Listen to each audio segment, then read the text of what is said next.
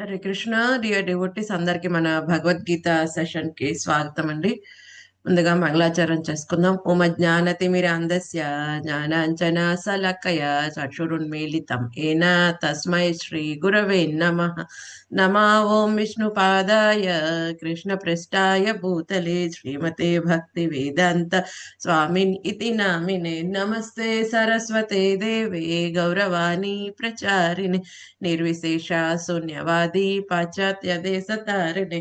జయ శ్రీ కృష్ణ చైతన్య ప్రభు నిత్యానంద శ్రీ అద్వైత గదాధర శ్రీవసాది గౌర భక్త వృంద. హరే కృష్ణ కృష్ణ కృష్ణ హరే హరే, హరే రామ రామ రామ హరే హరే. నమ విష్ణు పదాయ కృష్ణ పృష్ఠాయ భూతలే శ్రీమతే జయ పతాక స్వామి ఇతి నామ. నమో ఆచార్య పదాయ నితాయ కృపా ప్రదాయనే గౌర కథా దామోదర గ్రామతార్నే ముఖం కరోతి వాచాలం పంగుం లంగాయతే గిరిం యత్కృపా తమహం వందే శ్రీ గురుం దీనతారిణం పరమానంద మాధవం శ్రీ చైతన్య ఈశ్వర. కథంచన స్మృతే యస్మిన్ దుష్కరం సుకరం భవేత్ విస్మృతం విపరీతం స్యాత్ శ్రీ చైతన్యం నమామి తం. వంచకల్పాతరుభ్యశ్చ కృపా సింధుభ్య ఏవ చ పతితానాం పావనేభ్యో వైష్ణవేభ్యో నమో నమః. अनंत कोटि वैष्णव वृंद की जय. నామాచరదాస ఠాకూర్ की जय. हरि ओम హరే కృష్ణ. అందరికి మన భగవద్గీత సెషన్ కి స్వాగతం అండి. హరే కృష్ణ హరే కృష్ణ మాతాజీ దండవత్ ప్రణామాలు. హరే కృష్ణ మాతాజీ దండవత్ ప్రణామాలు మాతాజీ. హరే కృష్ణ. హరే కృష్ణ ప్రభు మాతాజీ దండ ప్రణామ్. హరే కృష్ణ ప్రణామ్ మాతాజీ. హరే కృష్ణ దండవత్ ప్రణామాలు. హరే కృష్ణ మాతాజీ దండవత్ ప్రణామాలు. హరే కృష్ణ. డియర్ డివోటీస్ అందరికి దండవత్ ప్రణామం అండి. అందరికి భగవద్గీత సెషన్ కి స్వాగతం. సో మనం ప్రతిరోజు చర్చించుకుంటున్న కాన్సెప్ట్ వైజ్ భగవద్గీత. ఇందులో ప్రజెంట్ మనం చర్చించుకుంటున్న కాన్సెప్ట్ ఏంటి? భగవద్గీతలో చెప్పబడిన 5 అంశములు. సో 5 అంశంలో భగవాన్ గురించి, ప్రకృతి గురించి, జీవ గురించి, కాల గురించి ఆల్రెడీ మనం చర్చించుకున్నాం. ఇప్పుడు కర్మ, దాని గురించి మనం 1 by 1 అన్ని శ్లోకములు చర్చించుకుంటూ వస్తున్నాం. సో ఈ రోజు మనం 5వ అధ్యాయం 10వ శ్లోకం చర్చించుకోబోతున్నాం.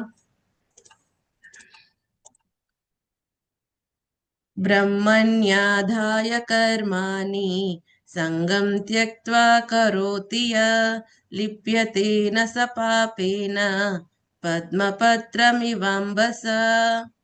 బ్రహ్మణ్యాధాయ కర్మాణి సంగం త్యక్త్వా కరోతి యః లిప్యతేన స పాపేన పద్మపత్రమివాంబసా. బ్రహ్మణ్యాధాయ కర్మాణి సంగం త్యక్త్వా కరోతి యః లిప్యతేన స పాపేన పద్మపత్రమివాంబసా. ఫలములనన్నింటినీ భగవానునకు అర్పించి సంగత్వము లేకుండా తన ధర్మమును నిర్వహించువాడు తామరాకు నీటిచే అంటబడినట్లుగా పాపకర్మలచే ప్రభావితుడు కాడు. కేశ సుజాత మాతాజీ ట్రాన్స్లేషన్ చదవండి. స్వప్న మాతాజీ శ్లోకం చదవండి. హరే కృష్ణ మాతాజీ దండవత్ ప్రణామాలు. హరే కృష్ణ మాతాజీ. భాష్యముపై శ్రీల ప్రభుపాద వారికి జై. ఇక్కడ బ్రహ్మణి అంటే కృష్ణ భక్తి భావనలో అని అర్థం. ప్రధానమని పిలువబడే ప్రకృతి త్రిగుణాల సంపూర్ణ ప్రకటమే ఈ భౌతిక జగత్తు. సర్వం హేతత్ బ్రహ్మ ముండకోపనిషత్తు. తస్మాత్ ఏతత్ బ్రహ్మ నామరూపం అన్నంచ జాయతే. ముండకోపనిషత్తు 1.2.10 అనే నామరూప అన్నంచ జాయతే.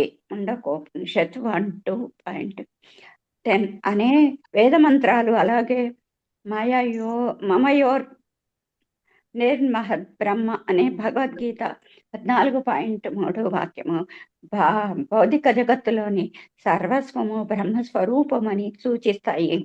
ప్రభావాలు విభిన్నంగా ప్రకటమైన అవన్నీ కారణానికి అభిన్నమై ఉంటాయి. ప్రతిదీ పరబ్రహ్మముతో లేదా కృష్ణునితో సంబంధము కలిగి ఉంటుందని ఈశోపనిషత్తులో చెప్పబడినది. ఆ విధముగా సమస్తము కేవలము అతనికే చెంది ఉంటుంది. సమస్తము కృష్ణుడికే చెందినదని, సమస్తానికి అతడే యజమాని అని, అందువలన సమస్తము ఆ దేవదేవుని సేవలోనే నెలకొల్పాలని చక్కగా తెలిసినవాడు మంచిదే కానీ చెడుదే కానీ తన ఫలాలతో సహజంగానే ఎటువంటి సంబంధాన్ని కలిగి ఉండడం. ఒక ప్రత్యేకమైన కార్యాన్ని చేయడానికి భగవంతుడిచ్చిన కానుక అయినందున భౌతిక దేహాన్నైనా కృష్ణ భక్తి భావనలో నియోగించవచ్చును. అప్పుడు అది నీళ్లతో ఉన్నప్పటికీ తడి కానట్టి తామరాకులాగా పాప ఫలాల కల్మషాలను అతీతం అవుతుంది. మై సర్వాణి కర్మాణి సన్యస్య, కర్మలన్నింటినీ నాకు అనగా కృష్ణుడికి అర్పించు అని భగవంతుడు గీతలోనే 3:30లో చెప్పాడు. సారాంశం ఏమిటంటే కృష్ణ భావన లేనటువంటి వ్యక్తి భౌతిక దేహము ఇంద్రియాల భావనలో పనిచేస్తాడు. కానీ కృష్ణ భక్తి భావనలో ఉన్నట్టు వ్యక్తి దేహము శ్రీకృష్ణుని సొత్తని, అందుకే దానిని కృష్ణ సేవలో వినియోగించాలనే జ్ఞానంతో పనిచేస్తాడు. హరే కృష్ణ మాతాజీ. ధన్యవాదాలు మాతాజీ. హరే కృష్ణ మాతాజీ. దండవత్ ప్రణామ్. బ్రహ్మణ్యాధాయ కర్మాణి సంయం త్యక్త్వా కరోతి యః లిప్యతే న స పాపేన పద్మపత్రమివాంబసా. థ్యాంక్ యూ మాతాజీ. హరే కృష్ణ. ఫలాలను భగవంతునికి సమర్పించి సంగత్వం లేకుండా తన కార్యాన్ని చేసేవాడు తామరాకు నీటిచే తడవని విధంగా పాపముచే ప్రభావితుడు కాడు. థ్యాంక్ యూ మాతాజీ. హరే కృష్ణ. జనని మాతాజీ ట్రాన్స్లేషన్ చదవండి. హరే కృష్ణ మాతాజీ. కర్మ ఫలములనన్నింటినీ భగవంతునకు సమర్పించి ఆసక్తి లేకుండా తన ధర్మములను నిర్వర్తించువాడు నీటిచే తడవబడని తామరాకు వలె పాపకర్మ ఫలితములచే ప్రభావితుడు కాడు. హరే కృష్ణ మాతాజీ. ధన్యవాదాలు. Hare Krishna. Thank you devotees. So చాలా చాలా అద్భుతం. మీ అందరూ కూడా ఎంత శ్రద్ధగా పొద్దున్నే చక్కగా పుస్తకం దగ్గర పెట్టుకుని అధ్యయనం చేస్తున్నారంటే చాలా చాలా సంతోషకరమైన విషయం కదండి. సో ఇక్కడ కర్మ గురించి మనం మాట్లాడుకుంటున్నాం. సో లాస్ట్ మన సెషన్ లో కూడా 2వ అధ్యాయం 47వ శ్లోకంలో కూడా కర్మ చేయడానికి మనకి అధికారం ఉన్నది, ఫలితముల పట్ల ఆసక్తి పెట్టుకోవద్దు అన్నాడు స్వామి. ఇంకొకటి ఏమని చెప్పారు? ఫలితములకు నువ్వే కారణం అని అనుకోవద్దు అని చెప్పారు. అలాగే కర్మ చేయకుండా ఉండడం పట్ల కూడా ఆసక్తి పెట్టుకోవద్దు అని చెప్పారు. సో అలాగే స్వామి చెప్తున్నారు, ఏదైనా కన్నా భగవంతుని యొక్క ప్రీత్యర్థం చేస్తే, ఫలాపేక్ష రహితంగా చేస్తే అది మనని సంసార చక్రంలో పెట్టబడకుండా ఉంటుంది, కర్మలో మనని ఇమర్చకుండా ఉంటుంది, మళ్ళీ ఇంకొకసారి దేహం తీసుకోవాల్సిన అవసరం లేదు. ఆ విధంగా అది కర్మ ఫ్రీ యాక్టివిటీ అవుతుంది అని చెప్పారు. సో ఆ విధంగా మనం ఏదైతే కర్మలన్నీ చేస్తున్నామో ఆ ఫలములన్నింటినీ కూడా భగవంతుడికి సమర్పిస్తే ఏమంటున్నారు? సంజం త్వత్వ, వాటి పట్ల ఆసక్తిని గనక మనం విడిచిపెట్టి భగవంతుడు సమర్పిస్తే అటువంటి వాటి పరిస్థితి ఏమవుతుందంటే ఇక్కడ ఉపమానం ద్వారా మనకు అర్థం చేసే ప్రయత్నం చేస్తున్నారు. ఏమంటున్నారు? లిప్యతేన స పాపైన పద్మపత్రం ఇవాంబస. ఏ విధంగా అయితే తామరాకు నీటిలో ఉన్నప్పటికీ కూడా అంటబడకుండా ఉంటుందో అదే విధంగా భగవంతుని యొక్క ప్రీత్యర్థం కర్మలన్నీ ఆచరిస్తున్నప్పటికీ కూడా ఎటువంటి ఫలాపేక్ష రహితంగా ఉండటం కారణంగా ఎటువంటి పాప కర్మలచే ప్రభావితుడు కాడు అని చెప్తున్నారు. సో ఒకటి, ఎప్పుడైతే మనం భగవంతుని యొక్క ప్రీత్యర్థం చేస్తున్నామంటే డెఫినెట్ గా మనం శాస్త్రపరంగా చేస్తాం, ఎటువంటి చెడు కార్యక్రమాలు చేసే అవకాశమే లేదు. ఇంకొక విషయం ఏమిటి అంటే మనం కర్మ చేస్తున్నప్పటికీ కూడా కర్మ చేత మనం బంధింపబడకుండా ఉంటాం కదండి. సో ఇంకొక ఇక్కడ మనం చూడాల్సిన ఈ శ్లోకంలో అద్భుతమైన విషయం ఏంటి? బ్రహ్మని ఆదాయ కర్మాని సంజం తత్వ. సో ఈ యొక్క బ్రాహ్మణ ఒకటి కాదు. బ్రాహ్మణ అంటే మనం ఏం చెప్పుకుంటాం? చతుర్వర్ణ్యం మయా సృష్టం గుణ కర్మ విభాగసక. సో వర్ణాశ్రమ పద్ధతిలో 4 వర్ణములు, బ్రాహ్మణ క్షత్రియ వైశ్య శూద్ర. ఆ బ్రాహ్మణ గురించి మాట్లాడట్లేదు ఇక్కడ బ్రహ్మన్ అంటే ఇక్కడ భగవంతుడి గురించి మాట్లాడుతున్నారు. సో ఈ యొక్క భగవద్గీతలో కానీ వివిధ శాస్త్రముల్లో కానీ ఈ యొక్క బ్రహ్మన్ అనే పదం ఒక్కొక్కసారి అక్కడ కంటెక్స్ట్ ప్రకారం ఒక్కొక్కసారి జీవాత్మ కోసం వాడుతూ ఉంటారు, ఒక్కొక్కసారి భౌతిక ప్రకృతిని ఉద్దేశించి మాట్లాడుతున్నప్పుడు చెప్తారు, ఒక్కొక్కసారి భగవంతుడి గురించి చెప్తారు. కొన్నిసార్లు భగవంతుడి గురించి పరబ్రహ్మన్ అనే పదం ఎక్స్ప్లిసిట్ గా వాడుతూ ఉంటారు. సో ఇక్కడ బ్రహ్మన్ అనే పదం భగవంతుడి గురించి వాడతారు. ఎందుకంటే ఇంతకు ముందు చెప్పిన శ్లోకముల అనుసరించి ఆచార్యులు చెప్పిన ప్రకారం ఏమిటి, ఇక్కడ బ్రహ్మన్ అన్న దానికి ఏమిటి, భగవంతుని ఉద్దేశించి మాట్లాడుతున్నారు. సో అటువంటి భగవంతుడి యొక్క ప్రీత్యర్థం మనం ఎప్పుడైతే చేస్తాం, ఈ నిష్కామ కర్మ యోగం గురించి మాట్లాడుతున్నాడు. ఈ యొక్క అధ్యాయం అంతా కూడా కర్మయోగం కృష్ణ భక్త రసభావిత కర్మ. సో ఈ విధంగా భగవంతుని ప్రీత్యర్థం, భగవంతుని యొక్క చైతన్యంతో ఉండి మన కర్మలు చేసినప్పటికీ కూడా వాటి చేత మనం అంటబడకుండా ఉంటాం. ఎందుకని? అటువంటి వ్యక్తి జీవన్ముక్త స్థితిలో ఉంటాడు. అంటే కర్మలు ఆచరిస్తున్నప్పటికీ కూడా దేని చేత అంటబడకుండా ఉంటాడు. ఏ విధంగా అయితే తామరాకు అంటబడకుండా ఉంటుంది. మనం చెప్పుకుంటున్నాం, ఈ యొక్క తామరాకు మీద నీరు పోస్తే ఏమవుతుందండి? ఇప్పుడు ఈ యొక్క తామర పువ్వును ఏమంటారు? ఇంకొకటి పంకజం. సో పంకజం అంటే ఏమిటి? ఈ యొక్క బురద నుంచి జన్మించేది అని అర్థం కదండి. సో అది బురద నుంచి వచ్చినప్పటికీ కూడా ఆ యొక్క నీటి ఉపరితలం మీదే ఉంటున్నప్పటికీ కూడా దాని యొక్క పోషణ, పుట్టుక, దాని ఎదుగుదల అన్ని నీటితో సంబంధంగా ఉన్నప్పటికీ కూడా అది ఏమవుతుంది, అది యొక్క తామరాకు ఆ నీటి చేత అంటబడకుండా ఉంటుంది. సో మనం కనుక కొంచెం విషయంలోకి వెళ్తే కనుక అర్థమవుతుంది, దానికి ఒక కైండ్ ఆఫ్ వ్యాక్సింగ్ అనేది ఉంటుంది, ఒక కైండ్ ఆఫ్ వ్యాక్స్. అదేమవుతుంది, వాటర్ ప్రూఫ్ లాగా పనిచేస్తుంది. దాని ఏమంటారు, వాటర్ ఫీరింగ్ సబ్స్టెన్స్ అంటారు, హైడ్రోఫోబిక్ అంటారు. సో ఏమవుతుంది, ఒకవేళ మనం అక్కడ వాటర్ వేసినప్పటికి కూడా ఏమవుతుంది, వెంటనే అలాగా కిందకి పడిపోతుంది. దాని దగ్గర కొంచెం చిన్నవి పైన అలాగా లెగిసి ఉంటే దాని కారణంగా అది ఎక్కువ వాటర్ హోల్డ్ చేసుకొని వెంటనే విడిచిపెట్టేస్తుంది. సో అదే విధంగా ఏం జరుగుతుందంట, ఈ యొక్క జీవన్ముక్త స్థితిలో ఉన్న వ్యక్తి ఎటువంటి పాప కర్మల చేత ప్రభావితం కాకుండా ఉంటాడు. అంటే ఇప్పుడు చూడండి, భౌతిక ప్రపంచంలో ఈ ద్వంద్వములన్నీ ఉంటాయి, రకరకములైన వ్యక్తులు ఉంటారు కదండి. మనం భక్తిలో వెళ్తున్నంత మాత్రాన అందరూ కూడా భక్తిలో ఉండాల్సిన అవసరం లేదు. సో కానీ ఏమవుతుంది, రకరకములైన వ్యక్తుల మధ్యలో ఉన్నప్పటికీ కూడా వాటి చేత ఈ వ్యక్తి ఇన్ఫ్లుయెన్స్ అవ్వబడకుండా ఉంటాడు. Kind of vaccination. సో మనం కరోనా అప్పుడు కూడా వ్యాక్సిన్ వేసుకున్నప్పుడు ఏమవుతుంది, ప్రొటెక్షన్ అనేది లభిస్తుంది. అలాగే ఈ యొక్క భక్తితో సేవలో ఉండటం కారణంగా, భగవంతుని యొక్క ప్రీత్యర్థం ఉండటం కారణంగా ఏమవుతుంది, చుట్టూ రకరకములైన వ్యక్తులు వాళ్ళ యొక్క స్వార్థపూరిత కార్యక్రమాలు చేస్తున్నప్పటికీ కూడా ఇతను దేని చేత అంటపడకుండా ఉంటాడు కదండి. తిన ప్రభావితం కాకుండా ఉంటాడు. ఎందుకని? తిన క్లియర్ గా తెలుస్తుంది, యథార్థమైన దృష్టి కలిగి ఉంటాడు. నిన్న మనం చెప్పుకున్నాం మన శ్లోకంలో కూడా, ఏమిటి, భగవంతుడే ప్రొప్రైటర్, భగవంతుడే కంట్రోలర్, భగవంతుడే ఎంజాయర్. ఈ విషయం క్లియర్ గా తెలుస్తుంది జీవన్ముక్త స్థితిలో ఉన్న వ్యక్తికి. నేను ప్రొప్రైటర్ కానే కాదు, నేను యజమాని కానే కాదు. అహం సర్వస్య ప్రభో మత్త సర్వం ప్రవర్తతి మత్వా భజంతే మాం బుధభావ సమన్విత. భగవద్గీతలో స్వామి చెప్పాడు 10వ అధ్యాయం 8వ శ్లోకంలో, ఎవరికైతే అర్థమవుతుంది ఈ ఆధ్యాత్మిక భౌతిక ప్రపంచాలకి నేనే యజమాని అని అర్థమవుతుందో వాళ్ళు సంపూర్ణ భక్తిత సేవలో నెలకొని ఉంటారు అని స్వామి చెప్పాడు కదండి. సో అది తెలుస్తుంది వాళ్ళకి, ఓ నేను యజమాని కానే కాదు, నేనెవరు, జీవేర స్వరూపహోయ్ కృష్ణేర నిత్య దాసుని, భగవంతుడి యొక్క నిత్య దాసుని అని చెప్పిన క్లియర్ అండర్స్టాండింగ్ ఉంటుంది. ఇంకొకటి ఏంటి, కంట్రోలర్, నేను నియంత కానే కాదు, భగవంతుడే నియంత. భోక్తారాం యజ్ఞ తపసాం సర్వలోక మహేశ్వరం సుహృదం సర్వభూతానాం జత్వా మాం శాంతి మృచ్చతి. సో భగవంతుడి నియంత, భగవంతుడి కంట్రోలర్, నేను నియమింపబడేవాడిని. భగవంతుడే పురుష, రియల్ ఎంజాయర్ భగవంతుడే, నేను భగవంతుని యొక్క ప్రకృతి.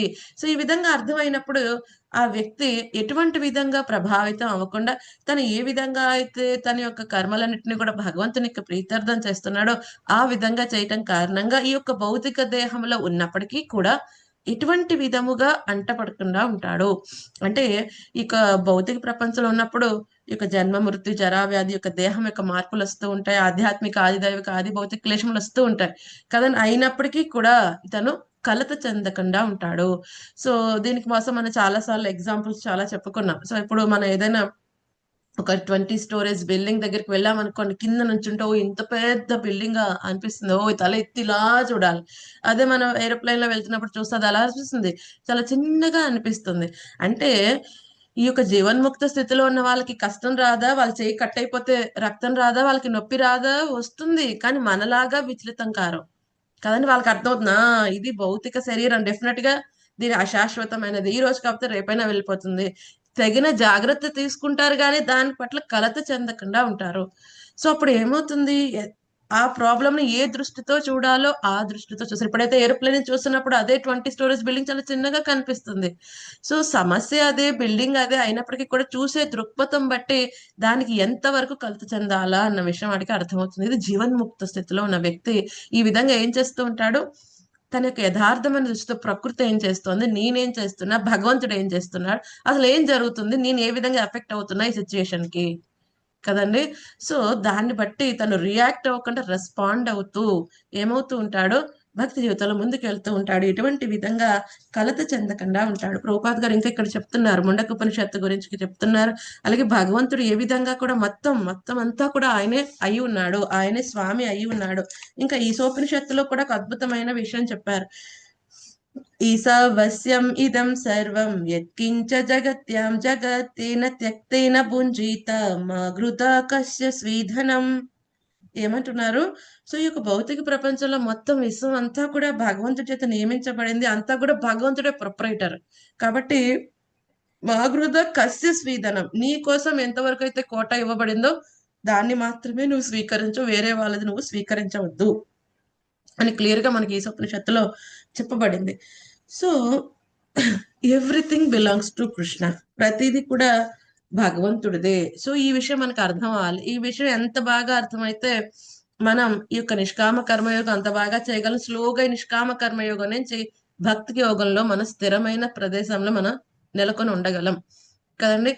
సో మనకంటూ ఏదైనా కోట ఇవ్వబడిందో అంటే మన కర్మ ఫలితానుసారం ఏదైతే మనకి ఇవ్వబడిందో దానిని మనం మళ్ళీ భగవంతుడి యొక్క సేవలోనే వినియోగించాలి.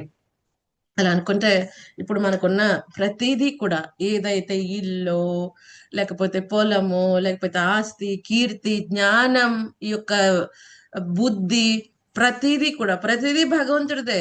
ప్రతిదీ భగవంతుడు మన కోసం ఇవ్వబడింది. మనకి 10వ అధ్యాయం భగవద్ విభూతులు చెప్తాడు. బుద్ధిమంతుల్లో బుద్ధిని, శక్తిమంతుల్లో శక్తిని, మనిషిలో సామర్థ్యాన్ని నేనే ఓ అర్జున. సో అప్పుడు ఎవరైనా ఒక వ్యక్తి ఎంతో అద్భుతమైన కార్యక్రమాలు చేస్తున్నా అంటే ఓ కృష్ణుడు ఆ వ్యక్తికి ఈ విధంగా కృప చూపించాడు కాబట్టి ఆ వ్యక్తి చేయగలుగుతున్నాడు కదండి. సో ఏ విధంగా అయితే ఇప్పుడు మనం కిచెన్ లోనే వంట చేస్తూ ఉంటాం, సో గెరిటిని మనం తిప్పుతూ ఉంటాం. సో గెరిటితో తిప్పుతున్నప్పుడు రకరకములైన డిషెస్ లో పనిచేస్తుంది. సో ఇప్పుడు గెరిట అనుకుంది అనుకోండి, నా అంతటికి నేనే ఎన్ని వంటలు చేసేస్తున్నా అప్పుడు ఏమవుతుంది, దాని ఇష్టం వచ్చిన డాన్స్ వేస్తుంది అనుకోండి, అప్పుడు ఏం చేస్తాం, మనం దాన్ని పక్కన పెట్టి ఇంకొకటి తీసుకుంటాం. అలాగే మనకు కూడా ఏంటి, భగవంతుడి చేతిలో ఒక ఇన్స్ట్రుమెంట్ మాత్రమే. సో ఏదైతే డిఫరెంట్ యాక్టివిటీస్ అంతా ఎవరి వల్ల అవుతుంది, భగవంతుడు ఇచ్చిన శక్తి ప్రదానం కారణంగానే అవుతుంది. ఎప్పుడైతే ఆ శక్తి తీసేసాడు అనుకోండి, మనకి ఎటువంటి విధంగా పనికే రాకుండా పోతాం. ఆ జడం కిందే, ఆ గిరిట ఎలా ఉంటుంది, జడం కిందే ఉంటుంది. అలాగే మనం అలాగే అయిపోతాం, మనకి ఎటువంటి శక్తి లేదు ఇండివిజువల్ ఏం చేయడానికి కూడా. సో భగవంతుడు ఈచ్ అండ్ ఎవ్రీ సెకండ్ మనకి ఆ శక్తి ప్రదానం చేయాలి. ఈ దేహం కూడా భగవంతుడు ఇచ్చిందే, అవునా? ఈ దేహం మనం చెప్పినట్టు నడుస్తుందా? ఈ దేహం మనదా అండి? ఈ దేహం మనదా? లేదు మాతాజీ. ఈ దేహానికి ఓనర్ మనమా? లేదు మాతాజీ, కృష్ణ భగవానుడే సమస్తానికి. సో ఈ దేహానికి మనమే ఓనర్ అయితే మనం చెప్పినట్టు వినాలి. అది అవునా? పరిగెత్తంటే పరిగెత్తాలి, కూర్చోంటే కూర్చోవాలి, లేకంటే లేగాలి, పడుకోవాలి. చేస్తుందా అలాగా? కొంచెం సేపు అలసిపోయాను, కొంచెం సేపు పడుకుని లేస్తాం. అయ్యో బాబా, నువ్వు చెప్పిన ఆర్డర్ నువ్వే యజమాని అంటే లేకపోతే లేగాలి, పరిగెత్తాలి.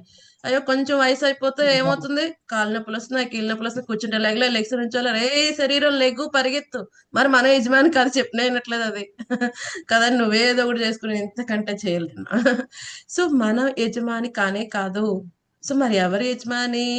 ఇక చెప్పారు, భౌతిక శక్తి ఈ 8 రకములైన శక్తులతో నిండి ఉన్నది. నా యొక్క భౌతిక శక్తి అన్నాడు ఏంటి, భూమి, నీరు, గాలి, ఆకాశం, మనసు, బుద్ధి, అహంకారం.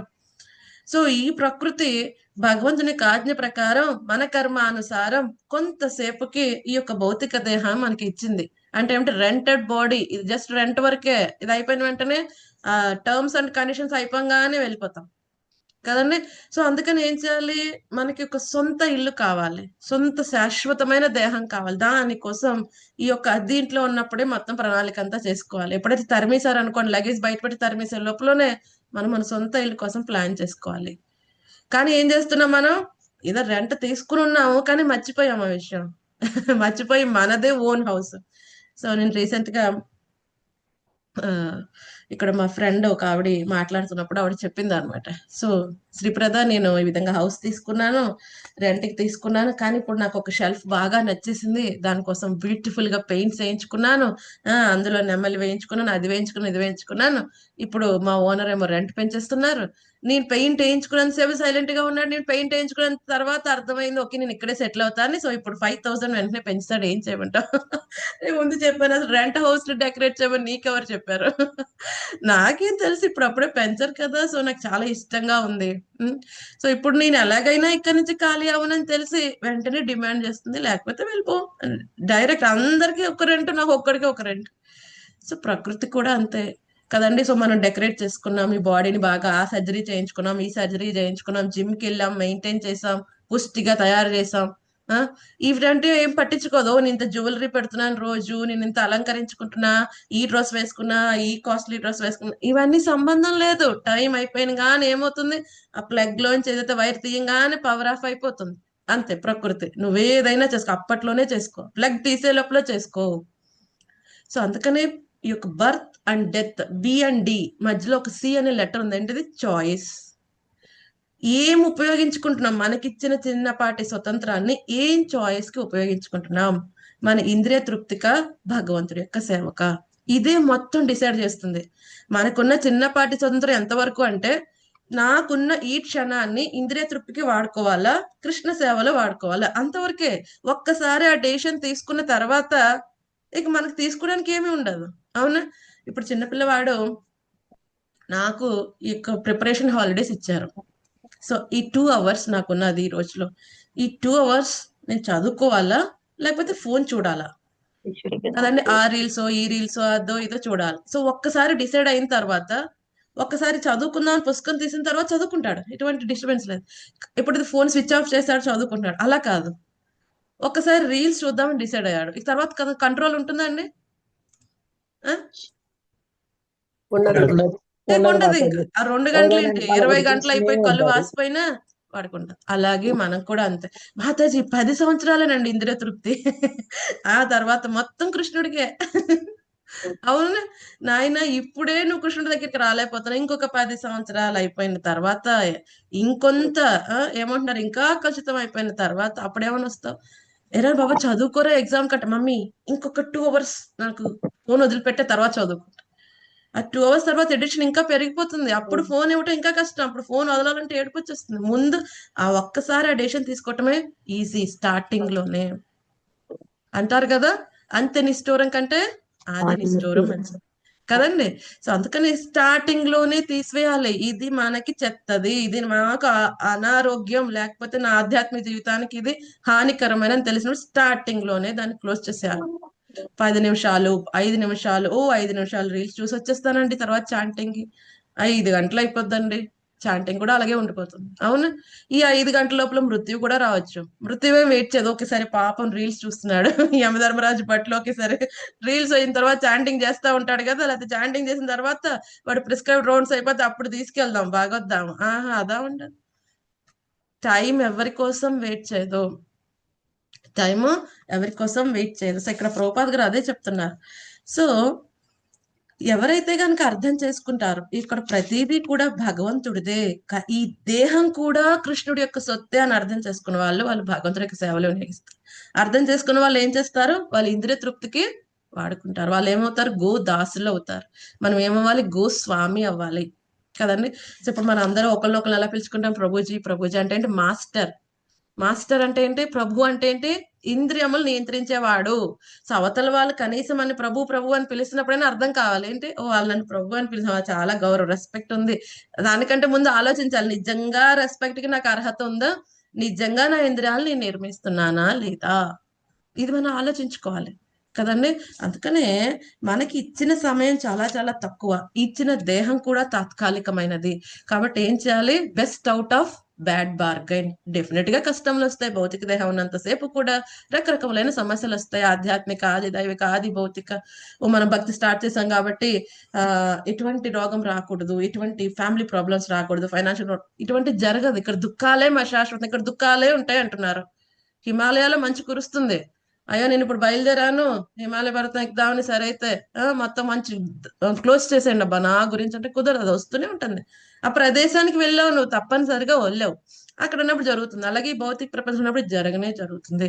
సో మనం ఏం చేయాలి, ఎంత తొందరగా ఈ ప్లేస్ నుంచి వెకేట్ చేయగలిగితే అంత మంచిది. శ్రీ భక్తిసిద్ధాంత సరస్వతి ఠాకూర్ ఏమన్నారు, ఈ భౌతిక ప్రపంచం ఇక మరుగుదొడ్డ లాంటిది, ఏం చేయాలి, వెంటనే అక్కడి నుంచి క్విక్ గా వచ్చేసేయాలి, అక్కడ కంప్లైంట్ చేయడానికి లేదు కదండి.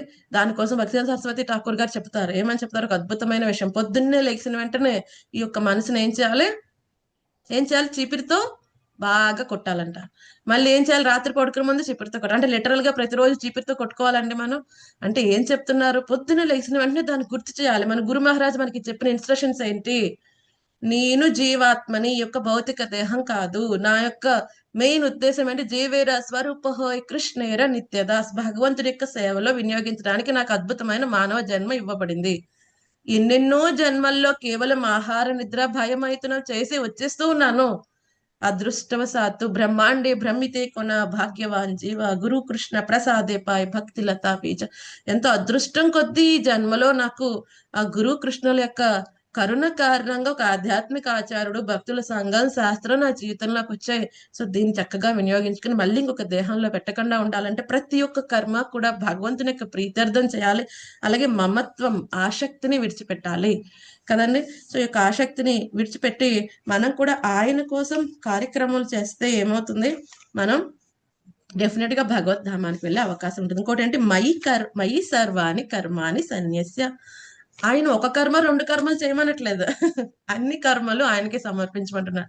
సరే అయితే మాతాజీ మొత్తం అంతా కష్టం, రోజులో కొన్ని కార్యక్రమాలు చేసాము, అందులో 50% సమర్పిస్తాం భగవంతుడికి, 50% భౌతికమైన కార్యక్రమాలు చేస్తాం. పర్వాలేదా ఏమండి, పర్వాలేదంటారా? 50%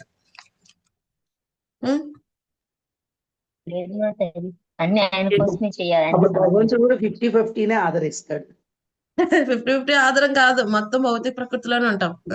ఎందుకంటే స్టార్టింగ్ 50-50, తర్వాత ఏమవుతుంది, 0-100% అయిపోతుంది. ఏంటి, భక్తి 0 అయిపోతుంది, 100% ఇంద్రియ తృప్తి అయిపోతుంది.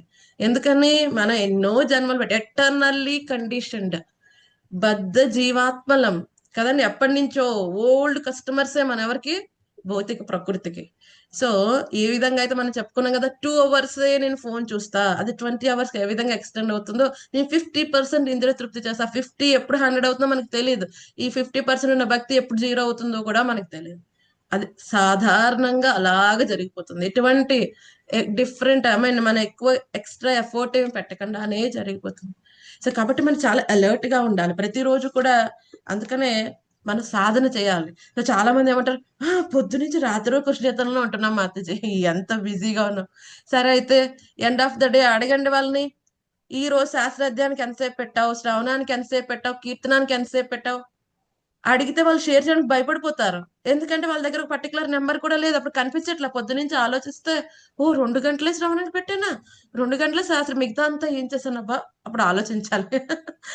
ఒకవేళ అలా అడగలేదనుకోండి, వాళ్ళు ఏం చేస్తారు, 24 గంటలు మాత్రం అసలు ఖాళీ ఉండట్లేదండి. ఇంటర్వ్యూలు అడుగుతాం కదా ఎప్పుడైనా, సాధక ఉపాసక, అప్పుడు ఏం చెప్తారు, 24 గంటలు మాతాజీ, పడుకున్నా లెగిసినా కూర్చున్నా. సరే అయితే ఎంతసేపు అధ్యయనానికి పెడుతున్నావు, ఎంతసేపు కీర్తనకి పెడుతున్నావు, ఎంతసేపు శ్రవణానికి పెడుతున్నావు, అప్పుడు 1, 2, 3 hours వస్తాయి అంతే ఫైనల్ గా. మరి మిగతా సమయం అంతా ఏం చేస్తున్నావు అమ్మా, చేస్తున్నాను మాతాజీ, ఏం చేస్తున్నావు, ఏం చేస్తున్నామో తెలీదు, టైం అయిపోయింది. అందుకనే క్యాలిక్యులేషన్ గా మనకు ఉండాలి. అసలు భక్తి వినోద్ ఠాకూర్ ఏమంటారు, సాధన షీట్ మనం మెయింటైన్ చేయాలి. డేలో ఎంతసేపు నేను భగవంతుడి యొక్క సేవకి వాడుతున్నా, 24 గంటలు ఎంతసేపు మెలుగ్గా ఉంటున్నా, మెలుగ్గా ఉన్న సమయంలో ఎంతసేపు కృష్ణ చైతన్యంలో ఉంటున్నా, ఎంతసేపు భౌతికంగా ఉంటున్నా. ఈ కృష్ణ చైతన్యంలో ఉన్న సమయాన్ని పెంచుతూ ఉండాలి. అప్పుడు ఆటోమేటిక్ గా మన భౌతిక కార్యక్రమాలు చేసే సమయం తగ్గిపోతూ ఉంటుంది. ఏమవుతుంది, భౌతికమైన ప్రతిదీ ఆధ్యాత్మికం చేసుకునే ప్రయత్నం చేయాలి. ఆ విధంగా మొత్తం ఎంతసేపు మెలుగ్గా ఉంటే, ఎంతసేపు మనకి చేతనంలో ఉంటే అంతసేపు కృష్ణ చైతన్యంలో మనం ఉండాల్సి ఉంటుంది. లేకపోతే ఏమవుతుందండి, మళ్ళీ ఇంకొక జన్మ తీసుకోవాల్సి ఉంటుంది. సో మనం భగవంతుడు చాలా సార్లు చెప్పుకున్నాం, ఆయన ఎవరు, భావగ్రాహి జనార్దన. సో చాలా మంది అంటారు, మేము అంతంత డొనేషన్స్ ఇవ్వలేమండి, ఇంతంత అవి చేయలేము, ఇది చేయలేము. కానీ ఏది చేసినప్పటికీ కూడా భావంతో చేస్తే కనుక స్వామి ఏం చేస్తాడు, భక్తి ప్రేమ అది మాత్రమే చూస్తాడు మనం చేసే దాంట్లో. మనం ఎన్నోసార్లు చెప్పుకున్నాం, పత్రం పుష్పం ఫలం తోయం ఏమే భక్త్యా ప్రయశ్చతి. సో అందుకని ఏమన్నారు, ఏద్ కరోష్ ఏద్ స్నాస్ ఏద్ జుహోసి తదాసేత్. ఏం తిన్నా, ఏం యజ్ఞం చేసినా కదండి, ఏ దానం చేసినా ప్రతిదీ నాకు సమర్పణగా చెయ్యి అని క్లియర్ గా చెప్పాడు స్వామి. అప్పుడు ఏమవుతుంది, ప్రతి ఒక్క కార్యక్రమం చేసే ముందు, చేస్తున్నప్పుడు, చేసిన తర్వాత భగవంతుని యొక్క చింతనలో ఉంటాం. సో ఆ విధంగా ఏమవుతుంది, మొత్తం కృష్ణ చైతన్యంలో మన జీవితం గడిచే ప్రయత్నం అవుతుంది. కానీ ఎప్పుడైతే ఈ యొక్క మిథ్యాహంకారంగా మనం ఏదైతే చేస్తామో, ఒక్కొక్కసారి చాలా మంది చూస్తూ ఉంటాం, ఎవరికైతే ఇంకా పూర్తిగా శుద్ధీకరణ రాదో వాళ్ళు కొంచెం అహంకారంగా ప్రవర్తిస్తూ ఉంటారు. స్వామి వెంటనే సెటరేట్ చేసేస్తూ ఉంటారు కదండి. సో ఒకసారి ఒక ఊరిలో 5 వలినస్ కదంబ కానన స్వామి మహారాజ్ చెప్పారనమాట ఈ అద్భుతమైన స్టోరీ. ఒకసారి నేను వింటున్నప్పుడు ఈ విషయం చెప్పారు. సో ఏమన్నారంటే మహారాజ్, ఒకసారి ఒక ఊర్లో కొంతమందికి ఈ యొక్క రాధాకృష్ణ అర్చామూర్తి లభిస్తారు. వాళ్ళందరూ అనుకుంటారు, సరే అయితే వీళ్ళకి పెద్ద టెంపుల్ కట్టాలి. సో అనుకుని వాళ్ళందరూ ఏం చేస్తూ ఉంటారు, వాళ్ళ దగ్గర ఉన్న ధనము, బట్టలు, లేకపోతే గ్రైన్స్ ఇవన్నీ ఇస్తూ ఉంటారు. కొంతమంది ధనం లేని వాళ్ళు వాళ్ళ సమయాన్ని ఉపయోగించి కట్టడానికి ప్రయత్నిస్తూ ఉంటారు. ఆ యొక్క వర్క్ అంతా చేస్తూ ఉంటారు. చిన్న చిన్న డొనేషన్స్ ఏదైతే ఇవ్వగలరో వాళ్ళంతా ఇస్తూ ఉంటారు. కానీ ఏమవుతుంది, స్లోగా పునాదులు లెగుస్తాయి, గోడలు వస్తుంటాయి, బట్ చాలా స్లోగా అవుతుంది. ఎందుకంటే పాపం వాళ్ళందరూ అంత ధనికులు గారు, ఏదైతే ఫండ్స్ వస్తున్నాయో వాళ్ళు వచ్చిందంతా కూడా వాళ్ళు భగవంతుడి యొక్క టెంపుల్ కట్టే ప్రయత్నంలో చేస్తూ ఉంటారు. సో అప్పుడు ఒక ఊరిలో ఆ ఊరికి ఒక పెద్ద బిజినెస్ మ్యాన్ వస్తారు అనమాట. సో వచ్చి, ఓ లాస్ట్ టైం వచ్చినప్పుడు ఇంతే ఉంది టెంపుల్, ఇప్పటికి ఇంతేనా ప్రోగ్రెస్ అంటే, ఏమో అయ్యా ఈ విధంగా అక్కడ పూజారి చెప్తారు, ఈ ఊర్లో అందరు కూడా పోగేసుకుని కడుతున్నారు, ఏదేదో ప్రయత్నం అవుతుంది, స్లోగా లెగిస్తుంది టెంపుల్. స్వామికి కొంచెం అయితే ఆసరా వచ్చింది, బట్ ఇంకా పెద్ద టెంపుల్ వాళ్ళు ప్లాన్ చేస్తున్నారు. సో ఆ వ్యక్తి చాలా గర్వంగా చెప్తాడు, సరే అయితే నేను ఇప్పటికి 1,00,000 బంగారు నాణాలు డొనేట్ చేస్తాను, బట్ మేక్ ష్యూర్ ఇక మెయిన్ వాల్ మీద నా పేరు ప్రింట్ చేయండి, నా పేరు పెద్ద పెద్ద అక్షరాలతో, ఈ వ్యక్తి కారణంగానే ఈ టెంపుల్ ఈ రోజు ఈ విధంగా అయ్యింది, ఇది మాత్రం పక్కగా రాయాలబ్బా నువ్వు అని చెప్తారు. సో అప్పుడు ఆ పూజారి గారు అనుకుంటారు అనమాట, ఏమో భగవంతుడు ఏ విధంగా మీ యొక్క ఆఫరింగ్స్ ని యాక్సెప్ట్ చేస్తాడో నాకు చూడాలని ఉంది, సరే అయితే మీరు అలా చెప్తే అలాగా. సో ఇదంతా జరుగుతుంది. సో అందరూ కూడా అక్కడ ఒక డొనేషన్ బాక్స్ పెడితే అందరూ వచ్చి వేస్తూ ఉంటారు. సో సైలెంట్ గా వేస్తూ ఉంటారు, బట్ ఈ వ్యక్తి ఒక్కటే ఇంత పెద్దగా హంగామా చేశాడు అనమాట. సో మిగతా ఏం చేస్తారు, అక్కడ రాత్రికి ఎంత కలెక్షన్ వచ్చిందో అదంతా చేసి మళ్ళీ తెల్లారికి వాడుతూ ఉంటారు. సో ఒక ముసలావిడ ఆవిడ భర్త కూడా చనిపోతారు. ఒక ముసలావిడ ఏదైతే ఉంటుందో తను కష్టపడి కొంచెం చిన్న పనులు చేసుకుని ఉంటుంది అనమాట. సో ఈ దగ్గర టెంపుల్ కడుతున్నారంటే ఆవిడకి ఎప్పటి నుంచో ఇవ్వాలని ఉంటుంది, బట్ ఓపిక అంత డబ్బు ఏమీ ఉండదు. కానీ ఏం చేస్తుంది, సరే అయితే ఎలాగైనా ఇవ్వాలని అప్పటికి ఒక 1 నెల రోజులు బట్టి ఆవిడ తన తినే ఆహారంలో సగమే తింటూ మిగతా డబ్బులన్నిటిని సేవ్ చేస్తూ ఒక చోట దాస్తుంది అనమాట. అదంతా సేవ్ చేస్తే పాపం ఆవిడకి ఎంత అయింది, 2 కాపర్ నాణాలకి అవుతుంది అనమాట.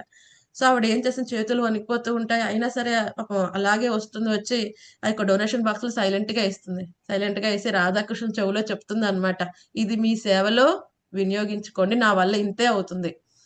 సో ఆవిడ చెప్పేసి వెళ్ళిపోతుంది. సో అది ఎవరూ చూడలేదు, అక్కడ ఆ టైంకి ఎవరూ లేరు. కానీ ఎవరైతే వినాలో వాళ్ళు వినేశారు. ఎవరు, ఆ శ్రీమతి రాధారాణి అని కృష్ణ భగవాన్ వినేశారు. సో అప్పుడు ఆ పూజారి ఎప్పుడైతే టెంపుల్ అయిపోతుందో, ఆ పూజారి కల్లో ఒక రోజు వచ్చి చెప్తారంట, నాయన చాలా మంది డొనేషన్స్ ఇచ్చి ఉండవచ్చు, సో కానీ ఈ యొక్క వృద్ధ స్త్రీ ఏదైతే ఇచ్చిందో ఆ 2 కాపర్ నాణాలకి నేను చాలా రుణపడిపోయాను, నా హృదయం చాలా భారంగా అయిపోయింది ఆవిడిచ్చిన ప్రేమతో. సో ఫస్ట్ ఆవిడ పేరే రాయండి, ఆ తర్వాత ఎవరి పేరైనా రాయండి డిస్క్రిప్షన్లో. సో వెంటనే ఇంక బ్రాహ్మణులు లెగిస్తా మరి చూస్తే కళ్ళ ఫుల్ గా ఏడుస్తాడు, నిజంగా నువ్వు ఉన్నావా, నేను అనుకున్నాను ఇంత కమండి, ఇంత అహంకారిగా ఇంతలా చెప్తున్నాడు, తన పేరు ఎలాగ మొదట రాయాలి, అది నీ భక్తుల పేర్లలో ఆలోచించాను, నేను అనుకున్నాను నువ్వు గనక నిజంగా ఉంటే దీనికి ఏదో ఒక సొల్యూషన్ చెప్తావు అని. ఈ రోజు నాకు నువ్వు ఉన్నావని ఇంకొకసారి రుజువు చేసావు, చాలా చాలా ధన్యవాదాలు. అప్పుడెళ్ళి ఆ బిజినెస్ మ్యాన్ తో చెప్తారనమాట, స్వామి చెప్పారు నువ్వు ఇచ్చిన నాణాలు చాలా బరువుగా ఉన్నాయి, కానీ చాలా గర్వంతో బరువుగా ఉన్నాయి, కానీ ఎప్పుడైతే ఆ వృద్ధ స్త్రీ ఇచ్చిన నాణములు చాలా తేలిగ్గా ఉన్నప్పటికీ కూడా ప్రేమతో బరువు అయిపోయాయి. సో కాబట్టి ఆ ప్రేమని స్వామి కూడా మొయలేకపోతున్నారంట, తన హృదయం అంతా బరువు అయిపోయిందంట, అందుకని తన పేరే ముందు రాయమన్నాడు. అప్పుడు బిజినెస్ మ్యాన్ కి అర్థం అవుతుంది, స్వామి దగ్గర ఇంత గర్వం పనికి రాదు, ఇప్పుడు నాకు అర్థమైంది అని, క్షమించండి స్వామి, అసలు నా పేరే రాయొద్దండి అంటే, లేదు మీ పేరు కూడా ప్రస్తావించమన్నాడు స్వామి, కానీ ఫస్ట్ తన పేరు పెట్టమన్నాడు. సో అప్పుడు ఆ వ్యక్తికి అర్థమవుతుంది అన్నమాట. మనకి ఏదైతే చేస్తున్నామో అదంతా భగవంతుడు ఇచ్చిందే. ఇప్పుడు ఒక వ్యక్తి మనకు ఐశ్వర్యం ఉన్నా, ఒక వ్యక్తి దగ్గర ఏమీ లేకపోయినా, సో ఒక వ్యక్తి దగ్గర ఉన్నాడంటే తన కష్టార్జితమే కాదు అది. భగవంతుడి యొక్క కరుణ లేకపోతే ఏమీ అవ్వదు. భగవంతుడి యొక్క శాంక్షన్ లేకపోతే చిన్న గడ్డి పుచ్చు వంగింది కూడా లెగలేదు. అటువంటిది స్వామి శాంక్షన్ లేకుండా ఒకళ్ళు ఏదైనా అర్జించటం గాని, ఏదైనా దానం చేయడం గాని ఏదీ జరగదు. అందుకని ఆయన ప్రీత్యర్థం చేయాలి. ఆయన ఇచ్చింది ఆయన సేవలో ఉపయోగించాలి. మనది కాదండి. ఓ మనదేదో ఇచ్చేయట్లేదు ఆయనకి. ఆయనది ఆయనకే ఇస్తున్నాం. చిన్న పిల్లవాడు తండ్రి తెచ్చిన చాక్లెట్స్ లో ఒక చాక్లెట్ ఆయనకి ఇచ్చినట్టు మనకెంతో ఇస్తే మనం ఏదో కొంచెం ఆయనకి ఇచ్చినప్పుడు అమ్మో ఎంత చేసేస్తున్నామో సేవ ఎంత ఆయనే టైం ఇచ్చాడు, ఆయనే శరీరం ఇచ్చాడు, ఇంద్రియాలు ఇచ్చాడు కదండి, ఈ యొక్క ఐశ్వర్యం ఇచ్చాడు, జ్ఞానం ఇచ్చాడు, తెలివి ఇచ్చాడు, శక్తి ఇచ్చాడు. ఆయన ఇచ్చింది ఆయన దాంట్లోనే ఉపయోగిస్తున్నాం. మన సొంతంగా ఏది వాడట్లేదు ఫీల్ అయిపోవడానికి మనం కదండి. ఇది కనుక మనం అర్థం చేసుకోగలిగితే అప్పుడు ఏమవుతుంది, ఆయన చైతన్యంలో మనం సేవ చేయటం, ఆయన కోసం సేవ చేయటంలో ఎటువంటి సందేహం అనేది మనకి ఉండనే ఉండదు. ఇది ఎంత తొందరగా అర్థమైతే అంత తొందరగా జీవాత్మ యొక్క కళ్యాణం జరుగుతుంది. సో ఈ విధంగా భక్తులైనప్పటికీ అభక్తులైనప్పటికీ కూడా ఈ యొక్క శాస్త్రం గనక అధ్యయనం చేస్తే డెఫినెట్ గా భగవంతుడే కంట్రోలర్, ప్రొపరైటర్, అలాగే ఆయనే ఎంజాయర్ అని తెలుసుకుంటే ఆయన యొక్క సేవలోనే వాళ్ళు తరిస్తారు. ఆ విధంగా వాళ్ళు ఆ యొక్క భగవంతుని యొక్క ప్రీత్యర్థం చేయటం కారణంగా వాళ్ళు ఏమవుతారు, లిప్యతేన స పాపేన పద్మపత్ర మివాంబస. సో ఈ విధంగా దేని చేత కూడా అంటబడకుండా ఉంటారు. సో మనం చెప్పుకున్న భక్తి అనేది ఏంటి, ఆప్షనల్ కాదు, మ్యాండటరీ. టైం పాస్ యాక్టివిటీ అసలు కానే కాదు కదండి. టైం పాస్ యాక్టివిటీయా భక్తి? ఏమండి? సో ఎవరు వద్దంటున్నారు ఇంట్లో? ఇంట్లో అందరూ తరిమేశారు, ఏ పనికి పనికి రావు అన్నారు, అప్పుడు భక్తి చేయాలా? అలా కాదు కదండి. సో భక్తి అనేది ఏంటి, ఫుల్ టైం జాబ్. భక్తి అనేది ఏంటి, మనకి చెయ్యాల్సిన కర్తవ్యం కదండి, మన యొక్క పరమ లక్ష్యం, హ్యూమన్ ఫామ్ కి ఉన్న గోల్ కదండి. సో అది మనం తెలుసుకోకపోతే ఏమవుతుంది, గమ్యం తెలియకుండా ప్రయాణిస్తున్నట్టుగా అయిపోతుంది. ఆ విధంగా అవ్వకుండా ఉండాలంటే మన యొక్క గమ్యం చక్కగా చేరాలి అంటే మార్గదర్శకుడైన ఆచార్యుడి యొక్క ఇన్స్ట్రక్షన్స్ మనం పాటిస్తూ భక్తితో సేవ చేయగలిగితే మళ్ళీ ఇంకొక దేహం మనం తీసుకోవాల్సిన అవసరం లేదు. ఈ కర్మ బంధనాల్లో మనం పెట్టబడకుండా ఉంటాం.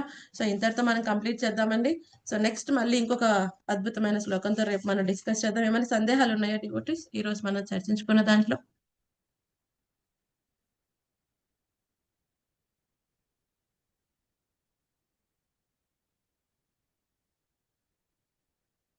ఓకే, హరే కృష్ణ. హరే కృష్ణ. హరే కృష్ణ. భక్తి అనేది ఫుల్ టైం జాబ్ గానీ ఇది ఒక పార్ట్ కాదు.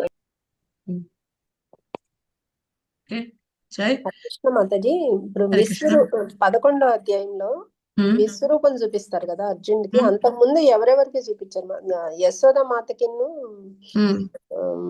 ధృతరాష్ట్రుడికి చూపించారా? దుర్యోధనుడు యాక్చువల్గా కౌరవ సభలో పాక్షిక విశ్వరూపం అది. ఏదైతే అర్జునుడు చూపించింది ఫుల్ విశ్వరూపం.